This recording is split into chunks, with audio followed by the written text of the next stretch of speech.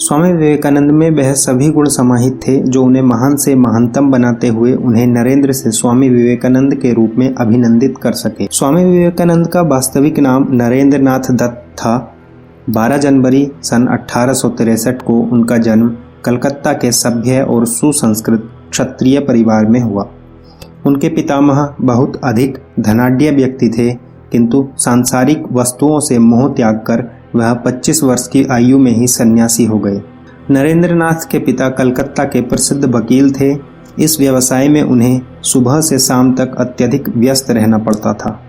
उनकी माताजी भक्तिमय जीवन जीने वाली, उच्च चरित्र, उदार, सुशील, कर्तव्यनिष्ठ और वीरत्वपूर्ण संस्कारों की सजीव प्रतिमा थी। परिवार के इस वातावरण का नरेंद्र नाथ के मन और मस्तिष्क पर प्रभाव बना रहना स्वाभाविक था। प्रसिद्ध पाश्चात्य विद्वान रोमारोला ने स्वामी विवेकानंद के बाल्यकाल और युवावस्था की गतिविधियों का चित्रण विस्तार से इन पंक्तियों में किया है। नरेंद्र का शैशव और बाल्यकाल यूरोपीय काल के कला प्रेमी राजकुमार का सा रहा। उनकी प्रतिभा बहुमुखी थी और सभी दिशाओं में उन्होंने उसका विकास किया। उनका रूप सिंह शावक का सा प्रभावशाली और मृग छोने सा कोमल था। बलिष्ठ सुगठित शरीर कसरतों से और भी मंच गया था। कुश्ती, घोड़े की सवारी, तैरने और नाव खेलने का उन्हें शौक था। युवकों के वह नेता और फैशन के नियंता थे। नृत्योत्सवों में वह कलापूर्ण नृत्य करते थे। उनका कंठ बड़ा सुरीला था, जिस पर बाद में श्री रामकृष्ण भी मुग्ध हुए।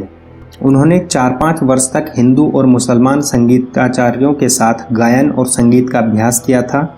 वह स्वयं गीत लिखते भी थे और उन्होंने भारतीय संगीत के दर्शन और विज्ञान पर एक संदर्भ ग्रंथ भी प्रकाशित किया था।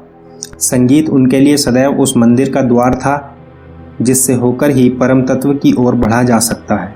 कॉलेज में उनकी प्रखर मेधा ने विज्ञान, ज्योतिष, गणित, दर्शन, भारतीय तथा यूरोपीय भाषाओं पर समान अधिकार करके सबको चकित कर दिया। उन्होंने संस्कृत और अंग्रेजी काव्य पढ़ा। ग्रीन और गिबन के इतिहास ग्रंथों का मनन किया। फ्रांसीसी क्रांति और नेपोलियन से वह प्रभावित हुए। अनेक भारतीय बालकों की भांति उन्होंने बचपन से ही एकाग्र चिंतन का अभ्यास किया। रात को वह वेदांत और द इमिटेशन ऑफ क्राइस्ट का अध्ययन किया करते। दार्शनिक विमर्श से उन्हें प्रेम था। चिंतन, आलोचन, विवेचन की इस प्रवृत्ति के कारण ही अनंतर उनका नाम विवेकानंद पड़ा। 19वीं सदी का युग बंगाल तथा सारे भारत के पुनरुत्थान का युग था। बहुत दिनों की गुलामी के कारण भारतवासियों के जीवन में जड़ता, स्वार्थपरता, अशिक्षा तथा जाति भेद के अति प्रचार, आपस में एक दूसरे के लिए घृणा तथा अलगाव आदि ने भारतीय समाज को खोखला कर दिया था। श्री केशव चंद्र सेन के प्रभाव से वह बंगाल के युवा ब्रह्म आंदोलन में सम्मिलित हो गए। इसका उद्देश्य था जाति धर्म के भेदभाव के बिना भारतीय जनता की शिक्षा और एकता। ये ब्रह्म सुधारक ईसाई मिशनरियों से भी अधिक उग्रता के साथ सनातन हिंदू धर्म पर चोट कर रहे थे। नरेंद्र ने स्वतंत्र और सप्रमाण बुद्धि प्राप्त की थी। उन्होंने शीघ्र ही यह अनुभव कर लिया कि इन आलोचकों का मन संकीर्णता से भरा हुआ है। वह अधूरे पश्चिमी विज्ञान के समक्ष भारतीय ज्ञान को अपदस्थ करने के पक्ष में न हो सके। फिर भी वह ब्रह्म समाज की सभाओं में जाते रहे, किंतु उनका मन पूरी तरह अशांत था। नरेंद्र का मन संशय की दुनिया से मुक्ति पाने को बेचैन हो उठा। अंततः उन्हें इस विवशता भरी बेचैनी से मुक्ति मिली। विचारों और कार्यों के लिए एक नया क्षेत्र मिला। उनका परिचय एक युग प्रतिभा से हुआ। उनकी अवस्था 18 वर्ष की थी। वह विश्वविद्यालय की पहली परीक्षा की तैयारी कर रहे थे। उनके एक धनी मित्र सुरेंद्र नाथ के घर एक छोटा सा उत्सव था। इसी उत्सव में स्वामी रामकृष्ण परमहंस भी उपस्थित थे। नरेंद्र ने एक मोहक धार्मिक पद गाया। इसी अवसर पर श्री रामकृष्ण परमहंस की तेज दृष्टि ने उन्हें देखा और अपना लिया। रामकृष्ण ने नरेंद्र से दक्षिणेश्वर आकर भेंट करने के लिए कहा और एक दिन नरेंद्र दक्षिणेश्वर जा पहुंचे। स्वामी रामकृष्ण परमहंस तो मानो उनकी प्रतीक्षा ही कर रहे थे। उन्होंने बड़े प्रेम से बातें की। कुछ देर संगीत और वार्तालाप चला। फिर श्री रामकृष्ण नरेंद्र को एकांत में ले गए। स्नेह से नरेंद्र का हाथ पकड़कर बोले, इतने दिनों तक तू मुझे भूलकर कैसे रहा? कब से मैं तेरे आने की प्रतीक्षा कर रहा हूँ। नरेंद्र खामोश, क्या कहें। थोड़ी देर बाद रामकृष्ण विह्वल हो उठे। हाथ जोड़कर नरेंद्र के सामने खड़े हो गए और कहने लगे, तुम सप्त ऋषि मंडल के ऋषि हो, नर के रूप में नारायण हो। तुमने जीवों के कल्याण के लिए जन्म लिया है। नरेंद्र को स्वामी रामकृष्ण की बातें पागल किसी लगी। लोग परमहंस को महापुरुष मानते थे, कहते थे कि उन्हें ईश्वर के दर्शन हो चुके हैं। परमहंस माँ काली के बहुत बड़े भक्त थे, माँ काली उन्हें सिद्ध थीं। पर नरेंद्र को परमहंस एक पागल पुजारी जैसे लगे। उन्होंने परमहंस की परीक्षा लेने का निश्चय किया। उस दिन वह बिना कुछ कहे सुने मठ से लौट आए, परंतु परमहंस में कुछ अजीब आकर्षण था। तभी तो नरेंद्र कभी कभी पागल पुजारी के यहाँ पहुंच ही जाते थे। एक दिन नरेंद्र ने स्वामी रामकृष्ण से प्रश्न किया, महाराज, क्या आपने ईश्वर के दर्शन किए हैं? रामकृष्ण बोले, हाँ बेटा, मैंने ईश्वर के दर्शन किए हैं। तुम भी ईश्वर को अपनी आंखों से देख सकते हो, पर इसके लिए तुम्हें मेरे कहने के अनुसार कार्य करना होगा। नरेंद्र कुछ नहीं बोले। वह व्यक्ति की परीक्षा ले चुकने के बाद ही निर्णय करना चाहते थे, इसलिए उन्होंने परमहंस को गुरु नहीं बनाया और दक्षिणेश्वर से लौट गए। बहुत दिनों तक नरेंद्र परमहंस के पास नहीं गए। उधर परमहंस नरेंद्र के लिए व्याकुल हो उठे। एक दिन इन्हें पता चला कि नरेंद्र ब्रह्म समाज में बैठे हैं। बस वह वहीं जा पहुँचे। ब्रह्म समाजियों ने रामकृष्ण का बड़ा अपमान किया। इससे नरेंद्र को बड़ा दुख हुआ। उस दिन से उन्होंने ब्रह्म समाज में जाना छोड़ दिया। एक प्रकार से उससे संबंध ही तोड़ लिया। उन्हीं दिनों नरेंद्र के साथ एक विचित्र घटना घटी। एक दिन वह दक्षिणेश्वर में बहुत से भक्तों के साथ बैठे थे। स्वामी रामकृष्ण भक्तों को कुछ बातें बता रहे थे। एकाएक स्वामी जी अपने आसन से उठे। नरेंद्र के पास आकर उन्होंने उनके कंधे पर अपना एक चरण रख दिया। नरेंद्र की दशा ही विचित्र हो गई। उन्हें लगा जैसे सब कुछ मिट गया है, अकेले वही एक रह गए हैं। धीरे धीरे वह स्वयं भी विलीन होने लगे। वह एकाएक चीख उठे, आपने मेरा यह क्या कर डाला? मेरे माता पिता जो हैं। परमहंस ने अपना हाथ उनके हृदय पर रख दिया। नरेंद्र बिल्कुल ठीक हो गए। अब उन्हें कोई शंका नहीं रह गई कि परमहंस साधारण मनुष्य नहीं है, वह कोई तेज पुरुष है। बस उन्होंने मन ही मन स्वामी रामकृष्ण को गुरु मान लिया। 3 वर्ष के उपरांत विवेकानंद के समक्ष अभूतपूर्व मानसिक संकट उपस्थित हुआ। सन 1884 के आरंभ में हृदय गति रुक जाने से उनके पिता की मृत्यु हो गई। पिता ने आमदनी से अधिक खर्च किया था, इसलिए घर की आर्थिक स्थिति अच्छी न थी। 6-7 प्राणियों का भरण पोषण और ऊपर से ऋण का बोझ। उन्होंने नौकरी की खोज की, किंतु उसमें अपमानजनक व्यवहार के अतिरिक्त उन्हें कुछ नहीं मिला। घोर निराशा की स्थिति में वे संन्यास लेना चाहते थे, किंतु रामकृष्ण परमहंस के समझाने पर उन्होंने अपना निश्चय बदल दिया। रामकृष्ण ने उनसे कहा, यह मैं जानता हूँ कि तुम संसार में नहीं रह सकते, पर जब तक मैं जीवित हूँ तब तक इसे न छोड़ो। इतना ही मेरा अनुरोध है। एक दिन उन्होंने स्वामी रामकृष्ण से प्रार्थना की, मेरी माँ और भाई बहन बड़े आर्थिक कष्ट में हैं। आप काली माँ से उनके लिए कुछ प्रार्थना कर दीजिए ना। परमहंस बोले, मैंने कभी काली माँ से कुछ नहीं मांगा, और फिर तू तो काली माँ को मानता ही नहीं, फिर तेरे लिए वह किसी की प्रार्थना क्यों स्वीकार करने लगी? नरेंद्र कुछ नहीं बोले। कुछ देर बाद परमहंस ने कहा, आज मंगलवार है, आज रात को तू खुद जाकर माँ से मांगेगा, वह तुझे मिलेगा। नरेंद्र आधी रात के समय काली माँ के मंदिर पहुँचे। वहाँ वह अपने घर के लिए सुख शांति और धन मांगने गए थे, पर जगदम्बा के दर्शन करते ही ध्यान में ऐसे खोए कि सब कुछ भूल गए। बार बार यही कहते रहे, माँ विवेक दो, ज्ञान दो, भक्ति दो, वैराग्य दो। मंदिर से लौटकर नरेंद्र दक्षिणेश्वर पहुँचे। स्वामी रामकृष्ण ने पूछा, क्या मांगा रे? तब नरेंद्र को ध्यान आया कि वह क्या मांगने गए थे और क्या मांग बैठे। वह बोले, मैं तो परिवार के लिए कुछ भी नहीं मांग पाया। परमहंस ने बड़े स्नेह से कहा, तेरे भाग्य में सांसारिक सुख नहीं है। तेरा जन्म मनुष्य जाति के कल्याण के लिए हुआ है, इसके लिए तुझे कष्ट भी उठाने होंगे, पर जा, तेरे परिवार वालों को सूखी रोटी और मोटे वस्त्र की कभी कमी नहीं होगी। अगस्त सन 1886 में रामकृष्ण परमहंस देहागत रूप से संसार से विदा हुए। मृत्यु से 4 दिन पहले उन्होंने विवेकानंद को अपने पास बुलाया और निर्देश दिया कि उन दोनों को अकेला छोड़ दिया जाए। स्नेह भरी दृष्टि से उन्होंने विवेकानंद को देखा और समाधिस्थ हो गए। जब वह जागे तो उनकी आंखों में आंसू भरे हुए थे। गुरु ने विवेकानंद से कहा, आज मैंने अपना सब कुछ तुम्हें दे दिया है और अब मैं निरा कंगाल हूँ, जिसका अपना कुछ नहीं है। इस शक्ति से तुम संसार का बहुत सा हित कर सकोगे और उसको पूरा करके ही वापस लौटोगे। रविवार 15 अगस्त 1886 को स्वामी रामकृष्ण ने अंतिम समाधि लगाई और शरीर छोड़ दिया। स्वामी जी के देहावसान के बाद विवेकानंद के सामने यह प्रश्न उभर कर आया कि गुरु के द्वारा दिए गए मंत्र को किस रूप में साकार किया जाए। जिस शक्ति ने उन्हें प्रश्न दिए थे उत्तर भी उसी ने दिए और फिर विवेकानंद के जीवन का एक नया अध्याय आरंभ हुआ। मन में सौंदर्य बोध की असीम आकांक्षा थी। एक बेचैनी ने उन्हें संपूर्ण भारत को स्वतः समझने के लिए एक यात्री बना दिया। शरीर पर एक कौपीन, हाथ में कमंडल, यही स्वामी विवेकानंद की वेशभूषा थी। वे जहाँ भी पहुँचते लोग उनके आकर्षण में खींचे चले आते। अलवर के महाराज ने उनका शिष्यत्व स्वीकार किया। जयपुर में उनका विशद सम्मान हुआ। खेतरी के महाराज उनके चरणों में लेट गए। गुजरात के रेगिस्तान को उन्होंने पैदल पार किया। अहमदाबाद में इस्लामी और जैन संस्कृति से उनका परिचय हुआ। मैसूर नरेश उनसे अत्यधिक प्रभावित हुए। दक्षिण के मंदिरों के अवलोकन से भारतीय संस्कृति के प्रति उनकी आस्था सबल हो उठी। नालंदा और सारनाथ के भग्न स्तूपों ने महात्मा बुद्ध के प्रति उनके विश्वास को जागृत किया। आगरा में ताज की भव्यता ने उन्हें विमोहित कर दिया। जब स्वामी जी दक्षिण यात्रा में थे तो उन्हें समाचार मिला कि शिकागो में विश्व धर्म सम्मेलन होने वाला है। दक्षिण भारत के लोग चाहते थे कि स्वामी जी वहां हिंदू धर्म के प्रतिनिधि के रूप में जाएं।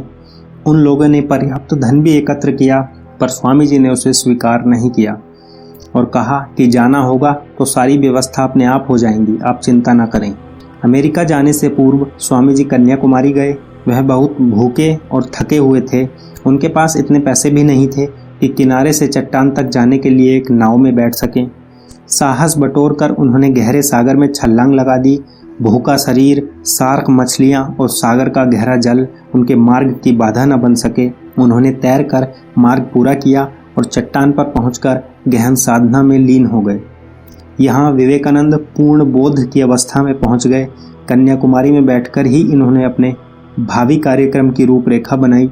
निर्धन और दलित वर्ग के कष्टों ने उन्हें व्यग्र कर दिया था। दूरस्थ देशों की यात्रा करके भारतीय गौरव को वहां पहुंचाने की तीव्र इच्छा उनके मन में यहीं पर जागृत हुई। स्वामी जी ने शिकागो के विश्व धर्म सम्मेलन में जाने का निश्चय किया। यद्यपि उनके पास किसी भी प्रकार का निमंत्रण नहीं था, किंतु वह अपनी बात सम्मेलन में रखना चाहते थे।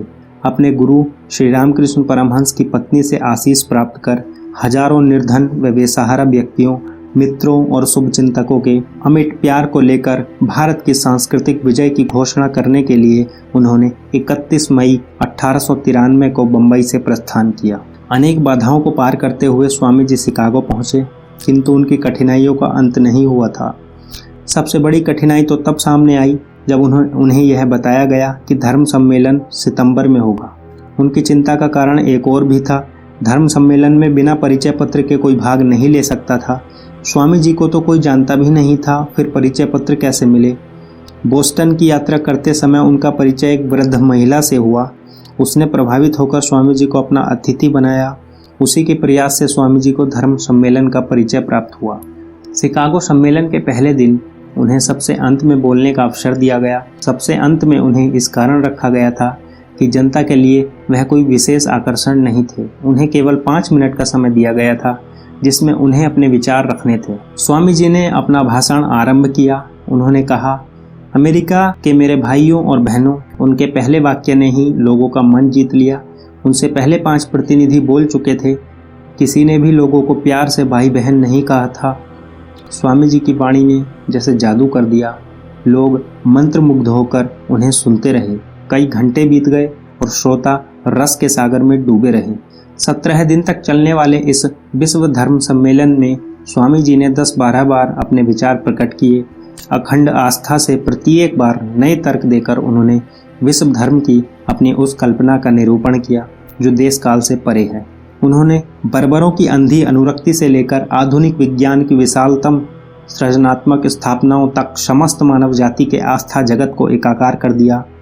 व्यवहारिक वेदांत के इस महान परिव्राजक ने शिकागो धर्म सम्मेलन पर अपने स्पष्ट प्रभाव अंकित किए। अमेरिका के समाचार पत्रों में उनकी भूरी भूरी प्रशंसा की गई। द न्यूयॉर्क हेराल्ड पत्र ने उनके संदर्भ में लिखा था, धर्मों की संसद में सबसे महान व्यक्ति विवेकानंद हैं। उनका भाषण सुन लेने पर अनायास यह प्रश्न उठ खड़ा होता है कि ऐसे ज्ञानी देश को सुधारने के लिए धर्म प्रचारक भेजने की बात कितनी मूर्खता की बात है। शिकागो की धर्म संसद में भाषणकर्ता अपने लेख पढ़कर विचारों को प्रस्तुत कर रहे थे, जबकि स्वामी विवेकानंद ही ऐसे व्यक्ति थे जिन्होंने बिना किसी पूर्व तैयारी के धारा प्रवाह अपने विचारों को अभिव्यक्त किया। जहाँ कहीं भी वह गए उन्होंने सिर्फ अपनी मौजूदगी से ही नहीं बल्कि जो कुछ कहा उससे और अपने कहने के ढंग से एक हलचल मचा दी। एक बार इस हिंदू सन्यासी को देख लेने के बाद उसे और उसके संदेश को भुला देना मुश्किल था। अमेरिका में विवेकानंद को तूफानी हिंदू कहा गया। धर्म सम्मेलन के समापन के बाद स्वामी विवेकानंद अमेरिका में 1 वर्ष और रुके। कई जगह उनके भाषण हुए, अनेक लोग उनके शिष्य बने। सारे देश में स्वामी जी की ख्याति फैल गई। इसी बीच लंदन से E.T. स्टर्ली के कई पत्र स्वामी जी को मिल चुके थे। बहुत से दूसरे लोगों के भी पत्र आए थे। सभी ने एक ही इच्छा प्रकट की कि स्वामी जी इंग्लैंड आएं, वहां अपने विचारों से लोगों का उपकार करें। आखिर स्वामी जी ने इंग्लैंड जाने का निश्चय कर लिया। स्वामी जी इंग्लैंड पहुंचे। जगह जगह पर उनके भाषण हुए, तहलका मच गया। लोग उन्हें आंधी पैदा करने वाला भारतीय कहने लगे। इंग्लैंड में कुमारी मार्गरेट E. नोवेल उनकी शिष्या बनी। वह अंत तक स्वामी जी के संपर्क में रही। बाद में मार्गरेट ही संसार में भगिनी निवेदिता के नाम से जानी गई। इंग्लैंड में स्वामी जी को बेहद सफलता मिली। इंग्लैंड से स्वामी जी फ्रांस और जर्मनी गए। वहां भी वही सफलता, वही स्वागत और वही आदर प्राप्त हुआ। विवेकानंद की सफलता के कारण भारत में जोश उमड़ आया। पराधीन भारतीयों का खोया हुआ आत्मविश्वास जैसे फिर से लौट आया। अमेरिका से कोलंबो पहुंचने पर उनका शानदार स्वागत हुआ। भारत पहुंचने पर स्वामी जी का वीरोचित स्वागत किया गया। देश विदेश में इतनी सराहना पाकर भी स्वामी जी अपनी राह से भटके नहीं। अधिक दिनों तक उन्होंने विश्राम भी नहीं किया। एक बड़ा लक्ष्य उनके सामने था पूरा करने के लिए। वह नए उत्साह के साथ प्रचार कार्य में जुट गए। स्वामी जी जहाँ जहाँ भी गए, लोगों ने हिंदुत्व का महान रक्षक कहकर उनका सम्मान किया। उन्होंने अनुभव किया कि भारत में रूढ़िवादिता और निर्धनता ने अपनी जड़ें जमाई हुई हैं। इन्हें कर्म द्वारा ही दूर किया जा सकता है। उनका विचार था कि मानव जाति की सेवा के बिना कोई धर्म पूरा नहीं है। राष्ट्र आपसे कर्म करने का आह्वान कर रहा है। उदासीन बैठकर राष्ट्र का हित संभव नहीं। इसलिए उन्होंने अपने साथियों को व्यक्तिगत मोक्ष से अधिक सामाजिक कल्याण के लिए प्रेरित किया। स्वामी जी जिस महान कार्य को संपन्न करना चाहते थे, इसके लिए उन्होंने संगठन की आवश्यकता अनुभव की।